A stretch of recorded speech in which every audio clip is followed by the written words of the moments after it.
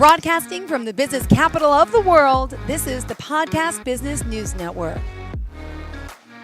Welcome back to the show. We are joined by our friend here once again, Coach Randy Swaim, Marshall Goldsmith, certified executive coach and founder of his own company.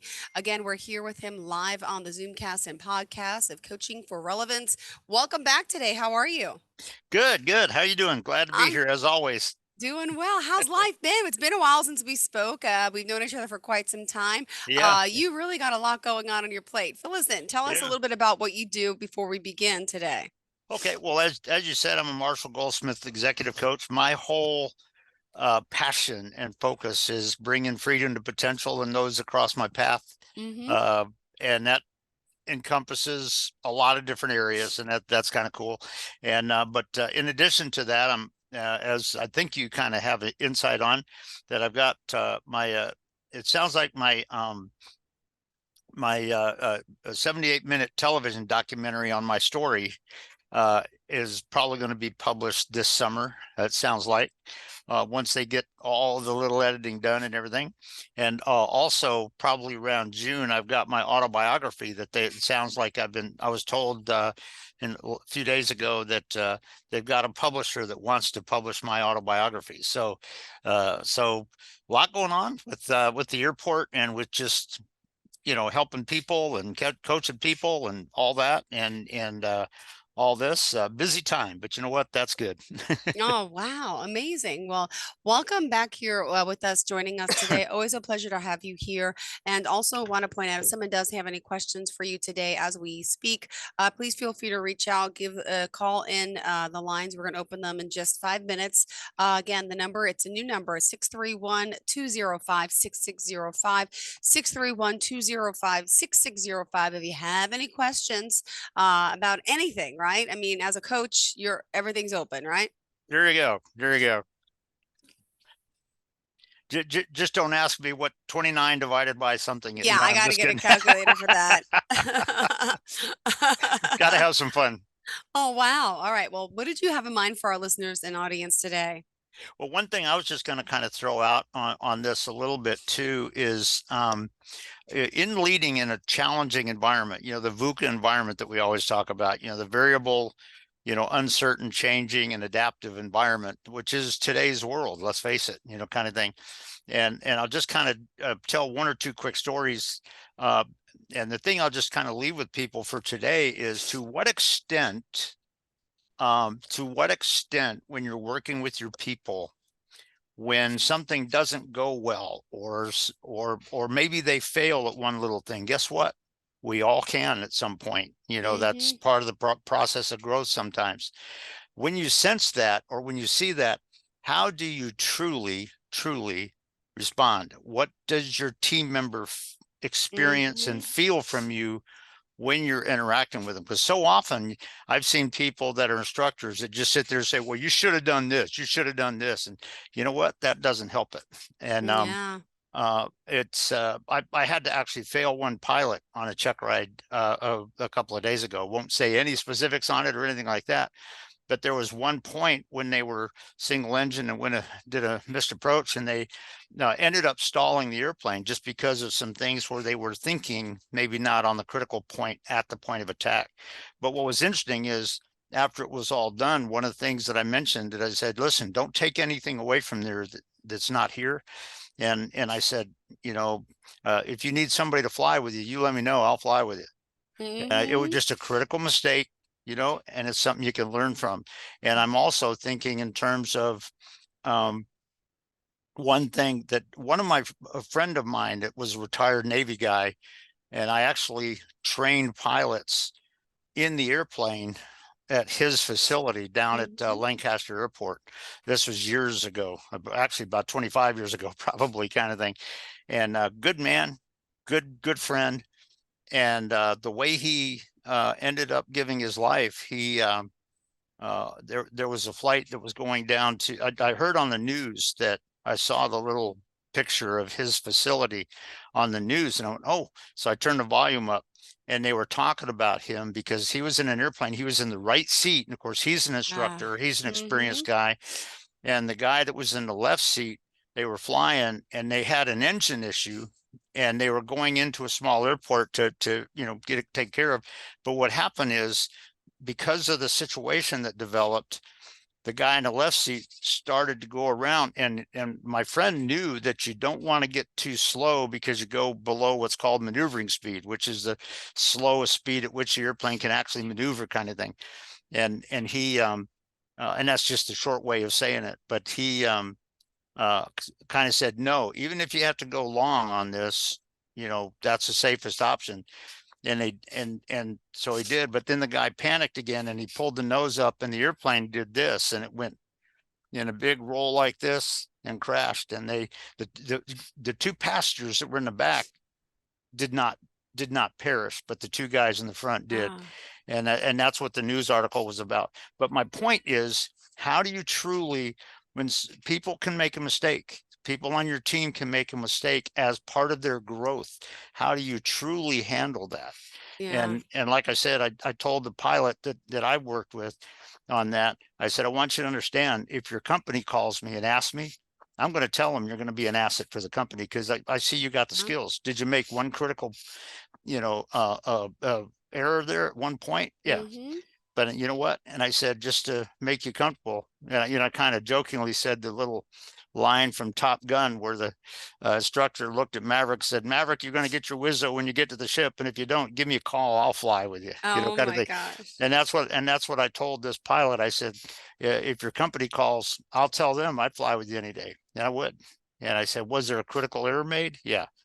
But do you have the skills? Do you have the ability where you'll be an asset for them? Yep. And I have no problem telling them that. And so it Wow. was just sort of interesting. But when you're talking about people on your team, guess what? Not everything's going to be perfect. If Mm-hmm. you are constantly sitting there pointing fingers and trying to think that your role of leadership is to just tell them what to do, Yeah. they shut their brains off and they Mm-hmm. don't grow. And what that means is they cannot make valuable, successful decisions at the point of attack in a situation that's challenging, because they're always waiting on you, and they don't know what you require them to do, as opposed to perceiving the situation and gaining perception on what the right, successful, radical solution is. And that's just something to think about. When you have some people that make little mistakes along the way, is that going to happen? Yeah, because guess what? That's the growth part of people. But how do you really interact with your people? Yeah. And are you aware of the causes of the solution? Because if you get in there and can ask the right questions and get them thinking on the actual root cause of the situation, Yeah. and they can get a better picture of what they need to do going forward. And guess what? They're better, your team is better, your company's better. And one Mm-hmm. day when they get promoted, wherever they're promoted to, that'll be better. And Yeah. so when you're thinking about that, um, like I say, there's anybody that's listening can probably think of one or two examples of that in their journey. Not saying that they made mistakes, they probably made a few along the way, but they were at least probably in a situation to observe them. And what did you notice about the way the manager and the leader interacted with them, connected with them at that point? It's one thing to kind of shut them down and say, well, you should have done this and all that. That stifles people. But if you can help them get a picture for what they might have done differently. And one of Mm-hmm. the questions I would ask sometimes is, I'd say, looking back on it, what would you do different? And I get them thinking about it. And then, you know what, when they come up with that change of action, sometimes I'll ask another question or two and get them a sense of that perception ability. And so it's just something to think about when you have somebody that is has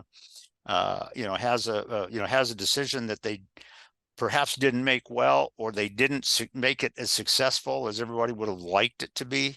Mm-hmm. How do you really, as their leader, how do you truly interact with them in a way that gets the team a giant leap ahead, as opposed to, stalling somebody and just, causing them to go into holding pattern and just hang out because they don't think that they're welcome anymore, that kind of stuff. So it's very interesting when you're talking about dealing with people in a challenging environment. That's something to think about. Got it. And by the way, we can find you on your website, coachingforrelevance.com, Mhm. and you have a YouTube channel as well, right? Is I it do. Coaching for Relevance? Yep, and it's they can go look at me there, that's for sure. And it's, as you know, it's free. You can subscribe to it at no charge, and all that mean you won't get sales calls from me. That all that means is that when the new YouTube video goes up, you'll get a little email that says new YouTube on this channel, and you can go look at it if you want. And there's and by the way, all the videos that we have here actually get loaded up there too. So on that thing, so people can watch this again if they needed to, kind of thing. So it's a way that I get to share Yeah. these videos and everything. But yeah, and as you know, and as the listeners I think know, that if they do call me on my cell phone or send me an email, they don't have to worry. I'm not going to do sales pitches, because that's not what I do. What I do is I make connections. I get to know people. I build relationships. If they have a need for a coaching thing, and I'm going to bring it, yeah, we'll come up with the price. We'll come up with what I charge, and what that looks like once we have clarity on the target and the outcome that you want. But you won't see me trying to kind of twist you into a sale or anything. So it'll be building a relationship on that. So feel free to reach out or connect or whatever, as somebody might like. Great. And by the way, let's also mention again, if you do have any questions for you today, feel free to give us a call right here, 631-205 6605, 631-205 6605. Mhm. What are some of the questions you've been hearing, from people out there? What type of, coaching and leadership skills are they in need of? Are you noticing a lot, more people reaching out compared to, someone Well, else? well, I'll tell you what, I was teaching a couple of pilots, and it was in a ground school session today, and or not today, excuse me, a couple of days ago. And one of the things that I do, I have a very different approach. If you think about the typical classroom teacher that you've always maybe gotten used to or whatever, I do things quite a bit differently, because instead of just going through rote academic stuff, Mm-hmm. what I do is I teach it in a way where people can have sort of an operational understanding and application of what they know. So it's a little bit of a different approach, and most clients love it. And but I will say this, and I'm not saying anything bad about our society. I don't mean that or whatever. But one of the clients we were talking about, just kind of some of his applications of the process and everything. And one of the things that I mentioned so often in our society today, and it crosses over into schools and educational facilities at different levels, is this aspect of just kind of teaching the rote academic factoid and then going home, kind of thing. Got it. And if you ask the right questions, if you can ask questions in such a way that somebody applies what they have learned, and all that. And this actually came up with this client just about a day or two ago, and he actually looked at me and he said, unfortunately, he said, Randy, that's because I told him, I said, that's fairly similar in training facilities around. And he said, yeah, and unfortunately that's very common in our society, where Yeah. people just want to tell you. And I go, yeah, and you know what, when you're a team member, or when you're talking about that, guess what, it's very different. In fact, when I give an oral check ride, most of the clients, an oral is you're kind of asking them system questions and things like that to apply, to see if they have the knowledge. Uh, and one of the things that I do, most clients say that the orals that I give are slightly more challenging than others, but they wouldn't have it any other way, because my orals are pilot's orals. What I tell people is I couldn't care less whether you can build the airplane. What I look for is, do they have the system knowledge that tells me they can make good decisions out there? So I ask the same question areas that everybody else does, but I ask it in an operational understanding where they apply what they know, rather than just filling in squares. And it's a concept that it's a key area of leadership when you're developing your people. And Mm-hmm. that's actually true of what we mentioned at the beginning of this show too, but also now with this. That's the key difference when you're talking about real leaders and real people that are connecting with people in such a way that the people are better when they leave believe. And I think you may have heard me say this before, Jill, in martial arts, because I got my black belt in Taekwondo. And but one of the phrases that I love that came from a sensei one time, he said, the really great sensei walks into the dojo, and 2 hours later they leave, and everybody in the dojo is better. But the difference is the people in the dojo think they did it themselves. And that's a key aspect of all of this. When you're working with your people that are struggling with one particular thing or didn't reach the result that you wanted, if you interact with them in such a way that they're better and they think they did it themselves, boy, you're a leader. And magical things can happen out of that. And so it's just a very difference in approach from that sort of stuff. But most of those comments I get because I do it very differently, even when I'm teaching and developing pilots, and also with developing instructors as well, because I coach and mentor instructors, and get them the sense of how they should ask the questions differently, so that it really brings out the ability of the clients to process the situation, even when they get out there in the real world. And as I say, when Murphy comes on stage, kind of thing, oh, Murphy's Law, whatever can go wrong will go wrong at the worst possible time, kind of thing. It's like, can you handle it when the least expected thing that you can imagine comes on stage? And in fact, I posted one thing on my social media this morning, and it's a great quote. I love the quote. And it said, what if, and it's a quote that I kind of gathered and I kind of put up there, but the quote basically was this. I said that, what if the least expected factor comes on scene today and it's not a distraction? Kind of thing. It's if all you're doing is wanting things to be in a nice, clean little academic thing, guess what? And if you're leading your team in such a way that that's what you're developing in them, that can be a challenge. There'll be some situations where your team cannot perform in, possibly.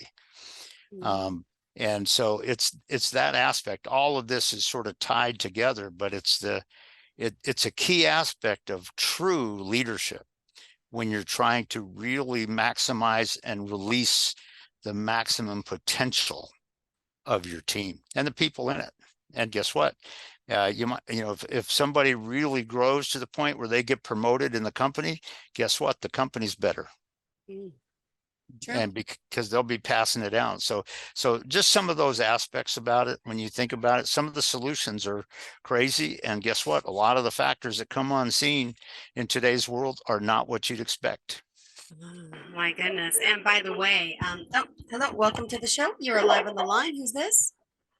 Hi, this is Veronica. Hi, Veronica. I was wondering if I could just ask a quick question. Sure, go ahead. Sure. Just to let you know you are live on the line. I am here. Well, you have such an interesting background, and I was wondering, how did you stay focused to make sure you achieved all of your goals? You know what? Thank you for what a great question that is, Monica. You have my compliments, and I mean that very sincerely. That's a good question. But I will say this, and you may remember that when I graduated from college, or from high school, I should say, all my dreams were dead. There was a separation point in my life where about 4 or 5 years I was in a field that was not aligned with my dreams, and in a very quick point, I went back to college, and this is going to be the real answer to your question, Monica. I'm leading it to that answer. But remember, when I went back to college, I knew it was going to be tough, and I knew my parents didn't have a lot of money for it. So I was filling out some ROTC scholarship paperwork, which I could never get because most of the scholarships had already been approved for 4-year students. But when they found out my actual birthday, the tech sergeant looked at me and he went, "Wow, is that your birthday?" And I said, "Yeah, why?" And he said, "You realize that in order to fly, you got to graduate by your 25th birthday, don't you?" And that was like slightly less than 3.5 years later. And I'm getting my degree in applied math and physics. And so the answer to your question, Monica, is simply this. I realized the situation and the challenge that I was in, but what I did is I knew that I had to really, I couldn't wait for 2 days to just kind of wait for something to happen. And so the focus was such that for those 3.5 years where I was averaging 20 to 21 credit hours a semester, well, I should say probably 18 to 21 credit hours a semester. And I went to just about every summer school session, and I ended up graduating, and my sister and my mother pinned second lieutenant bars on me in the Air Force on my 25th birthday. And what I would say to answer your question in general is that many of the goals that I was seeking were so time critical, and by that so focused, that I had to be completely committed to that journey. And so the focus had to be there. And part of the thing that drove that is your passion for reaching it. And I had to put everything else behind me to get there. And so it's a great question, but yeah, there are times, depending on the situation you're in, where that focus has to be clear, centered, and committed. And at what point do you think you're committed and maybe you're not, And so there's a lot of that. We could even talk more on that. I know we're kind of running out of time here real quick, but I shared a couple other situations, I think, with you, Jill, before. We still got where 5 minutes. Go ahead. Oh, okay, cool. Well, I'll just mention this. Remember that going between my sophomore and junior year in college, you had to go down to get a flight physical at the Air Force Base to make sure that you were physically ready to do this. And in high school, I had from a football injury, I had torn cartilage in my knee and had surgery. And the guy asked me if I was, if I had any problem with that. I said, well, no, not really. And he said, but just right in the recovery time, there was some issues with it, but since it recovered, nothing. But yeah, just a little bit there in recovery time. Well, guess what? It came back as disqualified for flying, disqualified for Air Force commissioning, and disqualified for the second 2 years of ROTC. And I just went, you gotta be kidding me. And the tech sergeant came up to me about 2 days later and he said, hey, the major and I are going to get you another physical, Randy. And I went, what? He didn't have to do that, but they did. And I was fully qualified for everything. And on the day of my graduation, I was the last semester, I was on the last spring session semester, I was 4 hours short of graduating. So I went to the first summer school session, and I took a physics course that I thought I could do well in, and I took a graduate level imaginary calculus course, Math 501. And the professor had a reputation around the university that he did not curve grades at all. And I knew the final exam was on Monday. My birthday was on Friday. I knew on the final exam, I figured that I got either a C or a D because I was so wiped out. I had no energy left after 3.5 years. If I got a D, all my dreams went down the tube. If I got a C, everything happened. Well, what was amazing is I went over there for several days. And on Thursday, just before my birthday, I went over there about 6 times. And the last time was right about 6 o'clock. And all the lights in Harrison Hall were off. The doors were locked. And I went up to the professor's office and the door was locked, the lights off, and no grades posted. And I just went, what do I do now? And about 5 seconds after that, I heard a sound. I looked up and the professor came around the corner up to his office. And he asked me, and I said, well, sir, he said he was going to grade the final exams that weekend. I said, is there any way I can just get you? I'm not looking for anything I don't deserve, but can I get you to grade mine real quick? And he said, yeah. He said, I'll tell you what. And when I told him why, he looked at me and he said, Randy, if you have dreams like that, I will give you a C. And I went, what? He said, I will give you a C. And I went, wow, okay, thank you, sir. Shook his hand. And guess what? On my 25th birthday, my sister and my mother pinned second lieutenant bars on me. But you know what? Those guys did not have to do that. But there was something about the commitment. There was something about what they experienced in me and who I was. I did not negotiate with them. I didn't ask them for anything I didn't deserve. They both initiated it. They both responded to it. And so when you look at Monica's question, that's all a little bit of a picture of that level of focus and commitment and it's deeper and a lot bigger than most people realize. So Monica, great question, but that's when you are in that kind of a time, and that's just an example from my journey of the commitment. But when you are in a challenging time, how committed are you really? And how do you know? What's the evidence of it? And I offer that for the people that are listening. Thank you so much. And Veronica, thank you for the call. If you want to reach out or anybody, obviously, why don't you tell us how we could do that? We're out of time. This is perfect. Thank you for sharing. Thank you so much. Thank you, Monica. Appreciate it. Thank you. Okay, thank you. Go ahead. So how can we reach you, Randy? Okay, it's Coaching for Relevance. My website is coaching4 relevance.com. And people can, on the front page there, it has my cell phone and my email. Anybody can reach out, give me a call. If you do give me a call, leave a voicemail, because if it's just a number that I don't recognize, I don't answer it. I let it go. If it's a voicemail and I recognize, okay, this is somebody from the show, then yeah, I'll definitely call you back. But yeah, reach out. I look to connect and to just build relationships, and who knows? So it's just that's what I'm all about. Perfect. Thank you so much. Pleasure having you here as always, and looking forward to the next time we connect. Thank you to our caller, to our listeners. We'll be right back with more.